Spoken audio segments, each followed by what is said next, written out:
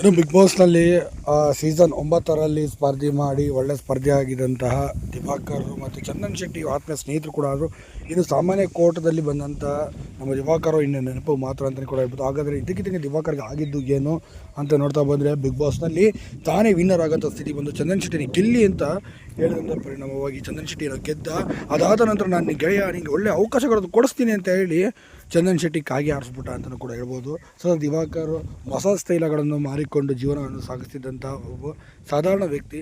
ಸಿನಿಮಾದಲ್ಲಿ ನಟನೆ ಮಾಡಬೇಕಂತ ಕನಸುಗಳನ್ನು ಕೂಡ ಹೊತ್ತುಕೊಂಡು ಅದರಂತೆ ಒಂದು 2-3 ಸಿನಿಮಾ ಮಾಡ್ದ. ಬಟ್ ಆ ಸಿನಿಮಾಗಳು ಕೂಡ ಬಿಡುಗಡೆ ಆಗಲಿಲ್ಲ ಅನ್ನೋ ದುರಾದೃಷ್ಟ ಅಂತಲೇ ಹೇಳ್ಬೋದು. ಸದ್ಯಕ್ಕೆ ಉತ್ತರ ಕರ್ನಾಟಕದ ಕಡೆ ಒಂದು ಅಂಗಡಿಯನ್ನು ಇಟ್ಕೊಂಡು ಮತ್ತು ಇದೇ ಥರ ಬೀದಿಯಲ್ಲಿ ಕೂಡ ಇಂದಿಗೂ ಕೂಡ ತನ್ನ ತೈಲಗಳನ್ನು ಮಾರಿಕೊಂಡು ಜೀವನವನ್ನು ಸಾಗಿಸ್ತಿದ್ದಾನೆ ನಟ ದಿವಾಕರ್ ಅಂತಲೇ ಹೇಳ್ಬೋದು. ಬಿಗ್ ಬಾಸ್ನಲ್ಲಿ ಬಂದ ನಂತರ ಜೀವನ ಏನೋ ಅನ್ನೋದು ಬದಲಾಗುತ್ತೆ, ಈಗ ಇರಬೇಕು ಅಂತ ಅಂದುಕೊಂಡಿದ್ದಂಥ ಕನಸುಗಳನ್ನು ನೂರಾರು ಕನಸುಗಳನ್ನು ಓದ್ಕೊಂಡಿದ್ದಂಥ ದಿವಾಕರ್ ಹಿಂದೆ ನೆನಪಾಗಿ ಉಳಿದು ಬಿಟ್ರು ಅಂತ ಹೇಳ್ಬೋದು. ಸದ್ಯ ಸಿನಿಮಾ ರಂಗ ಸಂಪೂರ್ಣ ದೂರ ಉಳಿದು ನನ್ನ ಕುಲ ಕಸಬೆ ನನಗೆ ಯಾವತ್ತಿದ್ರು ನನಗೆ ಇದು ಅದನ್ನೇ ನಂಬ್ಕೊಂಡು ನಾನು ಜೀವನವನ್ನು ಮಾಡ್ತಿದ್ದೇನೆ, ಬೇಡಪ್ಪ ನನಗೆ ಈ ಸಿನಿಮಾ ರಂಗ ಸವಾಸ ಬೇಡ ಅಂತ ಹೇಳಿ ದಿವಾಕರ್ ಏನಿಲ್ಲ ಅಂತಲೇ